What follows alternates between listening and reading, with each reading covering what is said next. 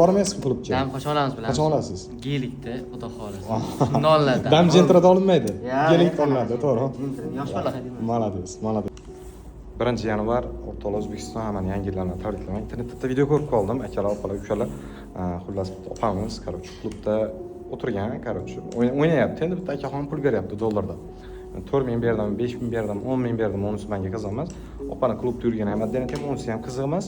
Lekin kommentariyaga kirsam, butun shu 7-8 mingta kommentariy insonlar, даже ayol kishilar yozyapti, bular baxtli ekan bu, zo'r ekan, menga nasib qilsanchina inson deb turib, даже o'g'il bolalar ham yozyapti-da. Mujik ekan bular, вообще chotki mujik ekan deb turib. O'sha narsalarni ko'rib turib, men chicha to'g'risi mentalitet degan narsani to'g'rilab olish kerak degan fikrdaman. Masalan, o'zi tafkay degani, ya'ni kuchli inson degani klubda o'tirib, bitta o'zini xotini emas bo'lgan insonga mana dollarlarni bergan inson mujik hisoblanmaydi постоянно akalar. O'zimni dadamdan mujik deb bilaman, chunki men hayotim davomida asl natijalarga erishishim uchun, o'sha oilasi uchun, boshqa narsa uchun har kuni konstansiya degan narsa bor, bir xil mehnat qilib turib, umrida Xudo qancha rizq beradi, unisini o'ylamasdan, lekin mehnat qilavergan inson realniy mujik. Mana insonlardan o'zim dadam qatoriga kiradi. Mana shu ukaxon ham masalan 19 yosh, 1-yanvar siz dam olmaysizmi siz ukaxon? 19 yoshsiz, ha? Dam qachon olamiz bilasiz? Klubga bormaysizmi klubga? Dam qachon olamiz bilasiz? Qachon olasiz? Gelikda, xudo xohlasa. Nollardan. Dam jentrada olinmaydi. Gelik olinadi, to'g'ri. Yosh bola deyman. Молодец, молодец.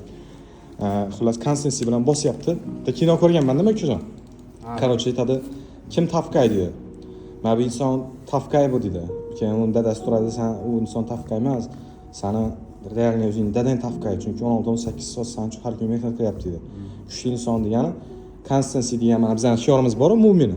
Konsensiya degan.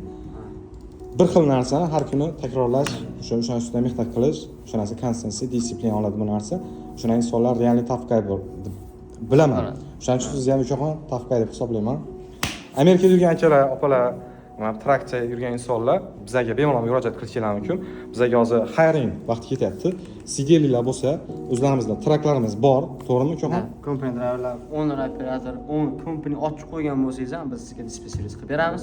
Hozirgi paytda 15 tadan ortiq nima deydi, kompaniyalarga dispetcherist qilamiz. U tarafda o'zimizda ham own kompaniyamiz ham bor Carholdingda. Agar Amazon bo'lsa, farqi yo'q. Amazonda ham biz dispetcherist qilamiz. Amazon, DT, Referee, Flatbed har bir yo'nalish logistika bo'yicha. Bemalol telefon qilsangiz bo'ladi. Aynan sizlardan qilinadigan talab faqatgina telefon qilish. telefon qilsanglar, bemalol murojaat qilsanglar bo'ladi.